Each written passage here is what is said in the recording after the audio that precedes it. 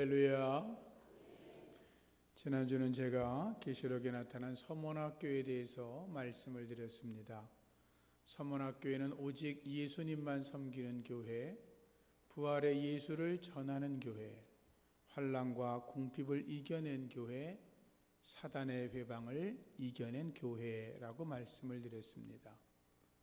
성령께서는 서문학교회를 향하여 죽도록 충성하라, 그리하면 내가 너에게 생명의 면류관을 주겠다고 약속의 말씀으로 권고하셨습니다. 오늘은 그 충성이라고 하는 그 말씀에 대해서 본문 속에 나타난 다윗을 따르던 세 용사를 통해서 살펴보려고 합니다. 다윗에게는 그를 따르는 아주 용맹한 장수 600명이 있었습니다.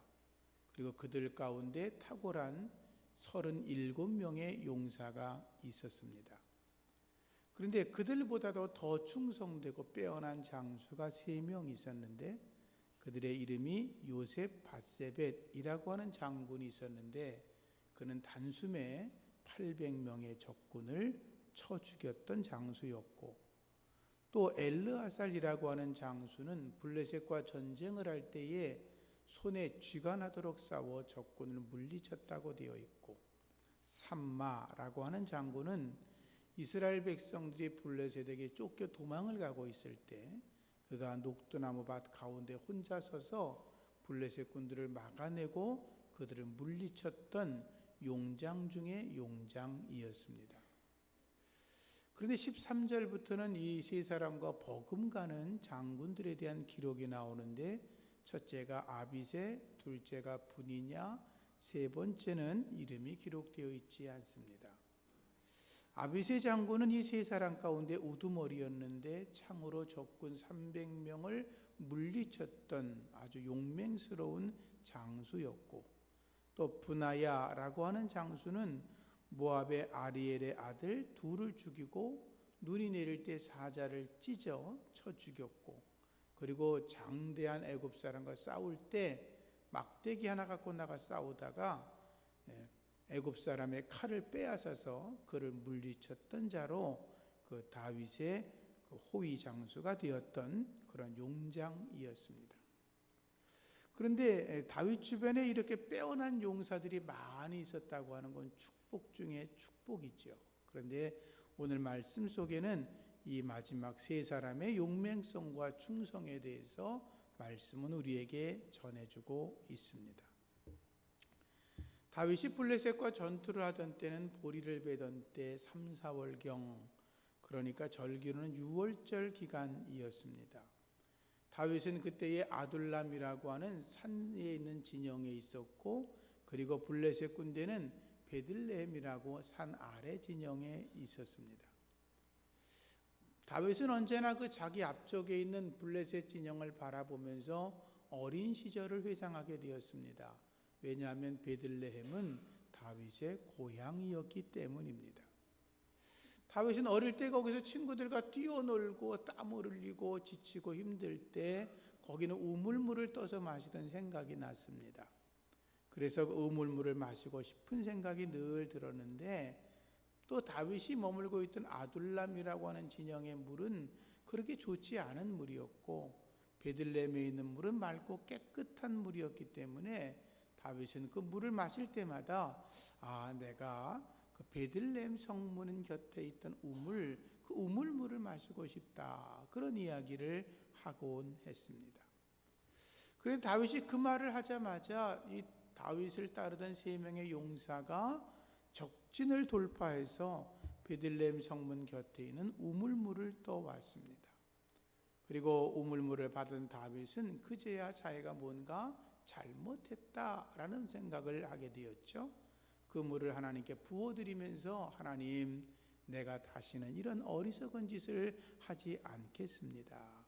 이 물은 목숨을 걸고 나갔던 우리 장군들의 피입니다 라고 고백하는 장면이 오늘 본문의 말씀 내용입니다. 죄송합니다. 충성이라고 하는 것, 이것은 주군의 마음을 알아보는 것, 먼저 주군을 알아보는 것입니다. 13절 말씀을 보면 30두목 중 세 사람이 곡식 뺄 때에 아둘람 굴에 내려가서 다윗에게 나아갔다, 이런 말이 나옵니다. 아둘람은 다윗이 사울 왕에게 피해 도망 다니다가 숨었던 굴이었습니다. 아시는 것처럼 다윗은 하나님의 은혜를 받고 골리앗을 물맷돌 하나로 쓰러뜨려 죽입니다. 그 사건이 있은 뒤에 사울 왕은 다윗을 자기 사위로 삼았습니다. 백성들이 다윗을 향하여 사울 왕이 죽인 자는 천천이고 다윗이 죽인 자는 만만입니다 라고 하면서 다윗을 향하여 찬양을 합니다. 사울 왕 이어서 다윗이 우리의 왕이 되었으면 좋겠다, 그런 소원을 담은 거죠. 근데 그 소리를 들었던 사울 왕이 몹시 불쾌했습니다. 왜냐하면 자기의 뒤를 이어서 왕이 될 자는 자기 아들 요나단이 돼야 되는데, 자기 아들이 아니라 엉뚱한 사위이긴 했지만 다윗이 왕이 된다고 생각을 하니 견딜 수가 없었습니다. 그래서 자기 아들을 왕을 세우기 위해서 방법이 하나 있었는데, 그것은 다윗을 죽이는 것밖에 방법이 없었죠. 그래서 사울 왕은 다윗을 죽이려고 했던 것이고, 다윗은 도망가다가 아둘람굴까지 숨어 들어가게 되었던 것입니다. 다윗이 아둘람에 숨어 있다는 말을 듣고서 그의 부모와 형제와 가족들, 그리고 그를 아는 사람들, 그리고 환난당한 자, 그리고 빚진 자들, 마음이 원통한 자들, 삶에 뭔가 억울한 일을 당한 모든 자들이 다윗에게로 찾아오기 시작했다고 말씀은 기록하고 있습니다. 그때 이 수많은 용사들도 다윗을 찾아왔던 거죠. 다윗은 사울의 창끝을 피해 도망가다가 아둘람까지 왔는데, 구태여 이 장수들이 포도로 사울 왕에게 충신이 되면 되는데 왜 굳이 다윗에게로 쫓아갔을까요? 그들이 다윗을 죽여서 다윗의 목을 가져다가 사울 왕에게 바치면 사울이 그들을 호위대장으로 삼을 거고, 그와 그의 후손들이 평생토록 그 사울 왕의 보호를 받으며 살 텐데 왜 그들이 다윗에게로 쫓아왔겠습니까? 그들은 하나님이 인정하는 사람이 사울 왕이 아니라 다윗이라는 걸 알고 있었습니다. 하나님이 기름 부음 받은 자, 그가 바로 다윗이고, 하나님이 그를 인정했고, 그 다윗은 하나님의 성령이 날마다 함께하는 하나님의 사람이었던 걸 알았기 때문입니다. 그래서 그들은 도망 다니는 처지에 있던 다윗이었지만 그 다윗을 자기의 주군으로 알아보았던 것입니다. 주군을 알아보는 것, 그것이 충성입니다. 우리의 주군은 예수 그리스도이십니다. 주님 앞에 충성하시기를 축복합니다. 충성은 주군의 마음을 기쁘게 하는 것입니다. 다윗이 베들레헴의 우물물을 마시고 싶었습니다.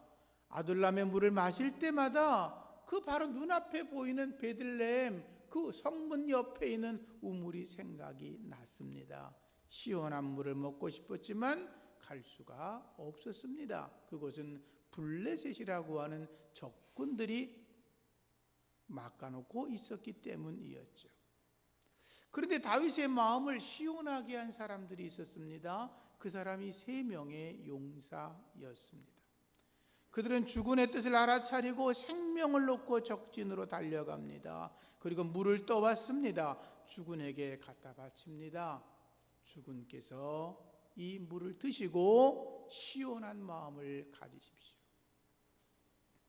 사랑하는 성도님들, 우리가 하나님의 마음을 시원하게 해드리면 좋겠습니다. 잠언 25장 13절 말씀에 충성된 자는 그를 보낸 이에게 마치 추수하는 날의 얼음 냉수 같아서 능히 주인의 마음을 시원하게 하느니라 라고 되어 있습니다.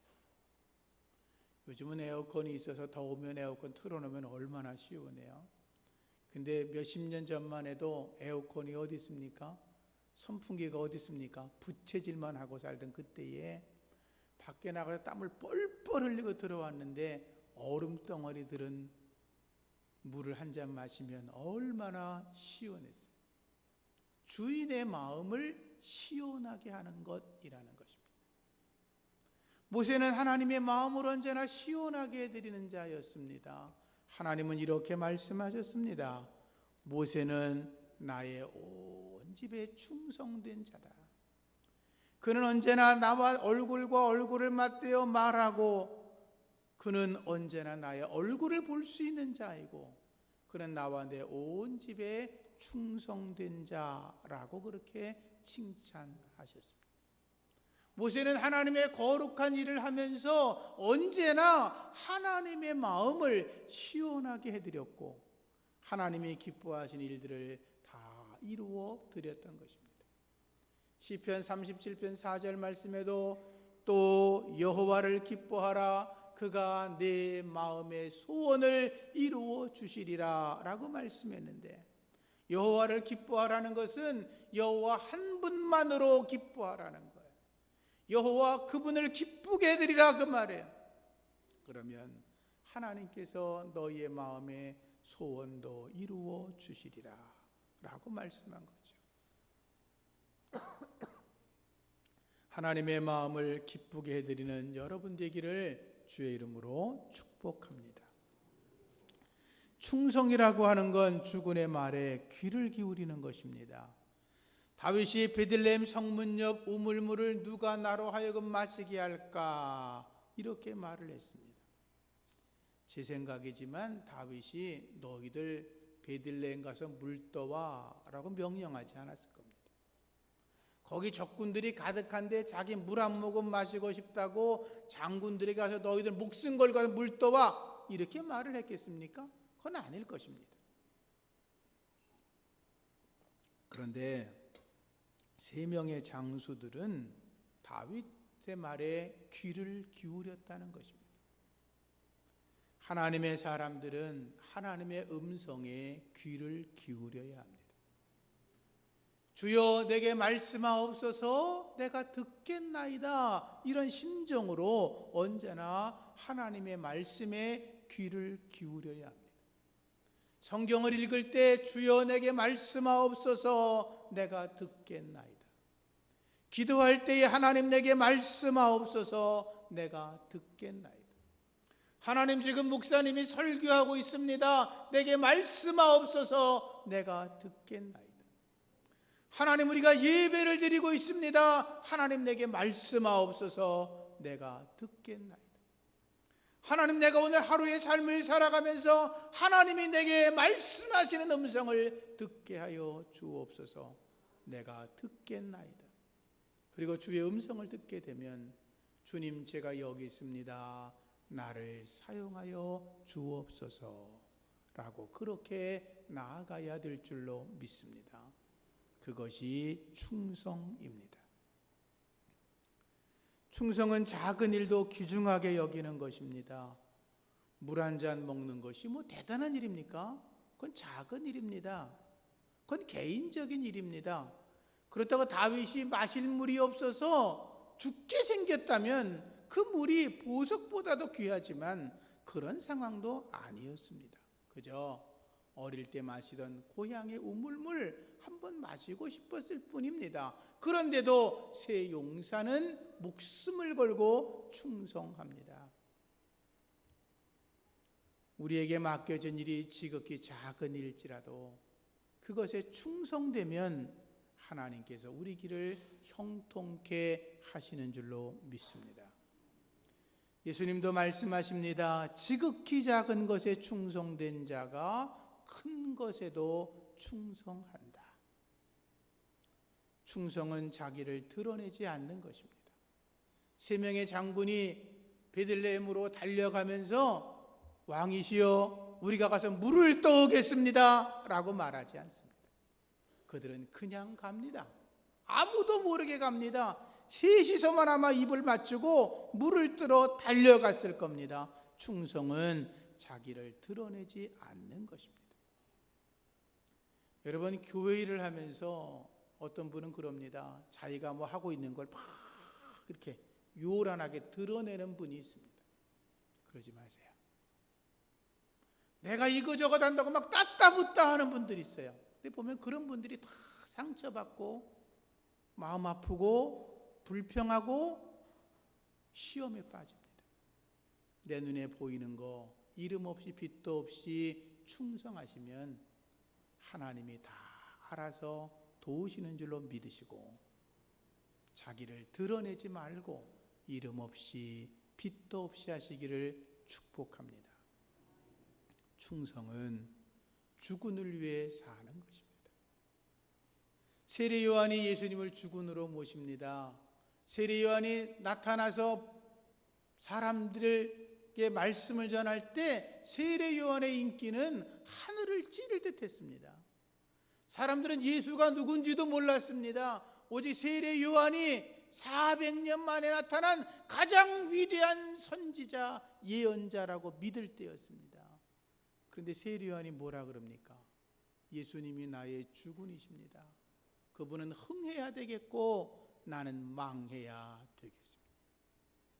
예수님이 높아져야 되겠고 나는 낮아져야 됩니다. 그분은 앞에 나서 드러나야 되고 나는 죽어져야 됩니다.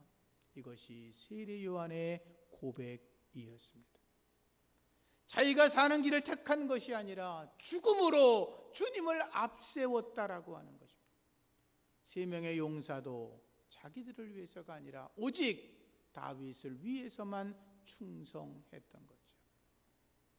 바울이 고백하지 않습니까? 내가 그리스도와 함께 십자가에 못 박혔다.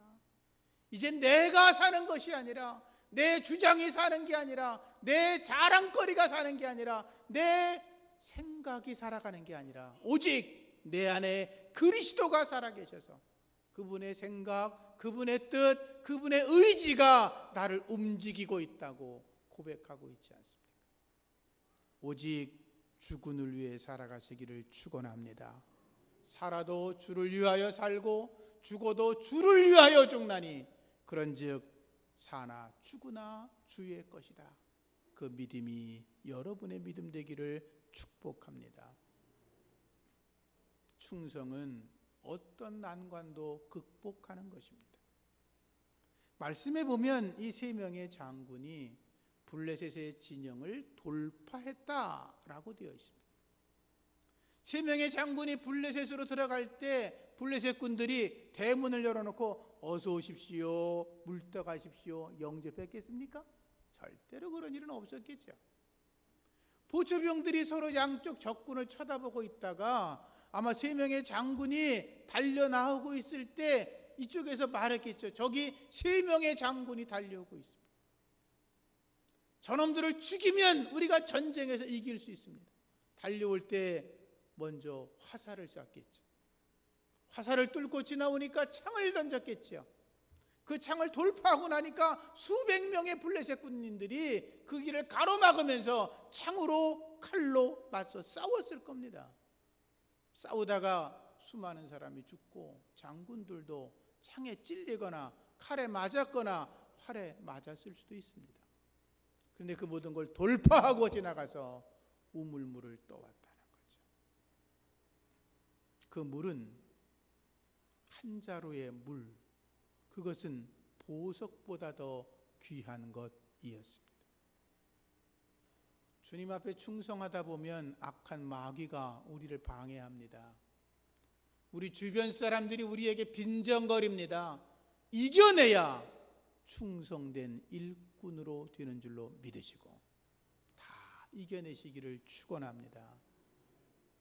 충성은 생명을 드리는 것입니다. 다윗이 그 물을 받아들고 하나님 이것은 목숨을 걸고 갔던 용사들의 피가 아닙니까? 라고 눈물로 회개합니다. 한 병의 물이었지만, 한 자루의 물이었지만 그것은 장군들의 피였습니다. 아마 그 물자루에 장군들의 피도 블레셋 군사들의 피도 묻어 있었을 겁니다. 감히 마실 수가 없었던 거죠. 죽도록 죽음으로 죽기까지 충성해라. 그리하면 생명의 면류관을 내게 주리라. 링컨 대통령 시절에 노예 해방이 되지 않았습니까? 노예를 거느리고 있던 사람들은 거의 다 남부 쪽 사람들, 많은 목화밭과 농장을 경영하던 자들이었거든요. 근데 그들 가운데 어떤 그 지주가 흑인 노예를 사다가 혹사를 시킵니다. 먹을 것도 제대로 안 주고 밤늦게까지 일을 시키고 때론 잠도 잘 안 재우고 자기 승질나면 채찍으로 때리고, 뭐 드라마나 영화에서 보던 그런 장면들을 생각해 볼 수 있어요. 근데 어느 백인이 그 흑인이 고통당하는 걸 보고 견딜 수가 없어서 그 주인에게 2배의 돈을 지불하고 노예를 사봤습니다. 그리고 상처를 치료해 줍니다. 음식을 줍니다. 잠을 제대로 재웁니다. 완전히 회복이 되었습니다. 흑인은 왜 자기한테 그렇게 잘해주는지 영문을 알 수가 없는 거예요. 이 사람이 나를 어떻게 또 부려먹으려고 나한테 이렇게 약으로 치료해 주나. 건강해졌을 때 그 흑인을 사온 사람이 이렇게 말합니다. 당신은 내가 몸값을 지불했으니 자유인이요. 내가 당신을 노예로 부리려고 사온 게 아니라 당신을 자유롭게 해주려고 사봤으니 이제부터는 당신 의지대로 마음대로 어디든지 당신 생각대로 마음대로 하시오. 그 흑인 노예가 깜짝 놀랐습니다. 정말로 제가 자유인입니까? 제 마음대로 해도 됩니까? 제 생각대로 어디든지 갈 수 있단 말입니까? 맞습니다. 마음대로 하십시오. 나는 당신을 노예로 부리고 싶지 않습니다. 그때 흑인 종이 이렇게 말했답니다. 선생님, 나를 포악한 주인의 채찍에서 건져주시니 고맙습니다. 제가 이제 자유인이 되었는데 한 가지 자유인으로 요청하겠습니다. 제가 평생 선생님을 주인으로 모시게 도와주십시오. 그는 그래서 그 주인의 새로운 종이 되었습니다. 그 주인은 식물학자였는데 연구하기 위해서 밀림 속으로 들어가다가 물에 빠져 죽을 고비를 만나게 되었습니다. 그때 그 흑인이 주인을 살려주면서 자기가 죽게 되었습니다. 그리고 나서 주인은 그 자유인이 되었던 흑인을 생각하면서 무덤을 만들고 비석에 이렇게 써주었다 그럽니다. 자유인이 되었지만 자유를 포기하고 스스로 종이 되어 사랑으로 주인을 위해 목숨을 바친 충성스러운 종이라고 써주었다는 것입니다. 주님 앞에 죽음으로 충성할 수 있는 저와 여러분 되기를 축복합니다. 그런데 충성하려면 은혜를 받아야 합니다. 따라합시다. 충성하려면 은혜를 받아야 합니다. 은혜를 받는다는 건 은혜도 받아야 되지만 은혜도 알아야 합니다. 앞에 흑인 노예가 주인의 은혜를 알았던 것처럼 우리도 하나님의 은혜를 알아야 합니다. 나를 구원하신 그분의 은혜 여러분들이 아시기를 축원합니다. 그래서 사도 바울이 죄인 중에 괴수인 나를 구원한 그 하나님께 감사하면서 언제나 나의 나 된 것이 하나님의 은혜라고 고백을 하면서 내가 가진 모든 소유를 주님을 위해 버리겠다고 고백하지 않습니까? 예수 믿고 망한 사람은 바울입니다. 다 버리지 않습니까? 그러나 그 속에는 하나님이 있었던 거죠. 하나님께서 엘리야를 부르셔서 당신의 일꾼 삼으셨습니다. 엘리야가 갈멜산에서 하나님의 능력과 기적을 행합니다. 그런데 그날 이세벨 왕비가 저 엘리야 저놈을 죽여버리겠다고 군사를 풀어버렸습니다. 엘리야가 얼마나 다급했든지 갈멜산에서 저 남쪽 부엘세바 사막까지 단숨에 도망을 갑니다. 너무 정신이 없어서 부엘세바 사막에 들어가서 조그마한 로뎀나무 밑에 요만한 그늘 아래서 몸을 숨기고 하나님께 고백합니다. 하나님, 차라리 나를 죽여주십시오. 사명이고 뭐고 필요 없다는 거예요. 충성이고 뭐고 다 필요 없다는 거예요. 차라리 나를 죽여주시면 그게 더 편하겠다고 고백을 하고 있었습니다. 하나님이 아무런 말씀을 안 하십니다. 천사를 보내 재웁니다. 깨워가지고 물을 마시게 하고 떡을 먹입니다. 또 재웁니다. 또 그리고 물을 주고 또 음식을 먹게 합니다. 그렇게 한참을 쉰 뒤에 엘리야가 제정신이 들었습니다. 그리고 하나님의 산 호렙산까지 갔는데 하나님께서 그에게 나타나십니다. 강력한 바람으로, 강력한 지진으로, 그리고 강력한 불 가운데로 역사하십니다. 엘리야가 하나님이 나타내시는 그 신비함을 보고 너무나 놀랍니다. 그런데 하나님이 말씀하지 않다가 다 지나간 뒤에 세미한 음성으로 말씀하십니다. 내가 너에게 주는 사명을 감당하라고 여러 말씀들을 하시죠. 하나님을 만나고 나서 엘리야가 다시 새 힘을 얻고 죽을 때까지 사명을 감당합니다. 하나님을 만나는 은혜가 있어지기를 축원합니다. 하나님을 만나야 됩니다. 하나님이 나를 만나 주시고 나를 구원해 주시고 내가 지쳐 있을 때 하나님의 능력을 부어 주시는 하나님의 거룩한 그 숨결을 여러분들이 경험하시기를 축원합니다. 이번 성경학교와 수련회를 통해서 우리 어린아이들이 하나님의 은혜를 경험해야 합니다. 예수님 만나야 합니다. 평생 동안 변하지 않는 거룩한 하나님의 은혜가 우리 아이들에게 임할 수 있도록 여러분들이 기도해 주시기를 부탁합니다. 하나님의 은혜가 임해져야 충성하는 겁니다.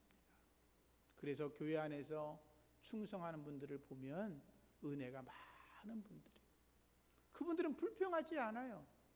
세상 말로 하면 잡소리하지 않아요. 그저 이름 없이 빚도 없이 자기 맡은 자리에서 충성합니다. 많은 은혜 받으시기를 축원합니다. 하나님께서는 충성한 자에게 보상하십니다. 징기스칸이 그가 황제가 될 것을 믿고 끝까지 생사고락을 같이 했던 사람들이 있었는데 그들을 타르탄이라고 그럽니다. 징기스칸이 제국을 건설한 다음에 그 타르탄이라고 하는 사람들에게 이런 특권을 주었습니다. 첫째, 언제든지 누구의 허락을 받지 않아도 왕의 집에 들어올 수 있다.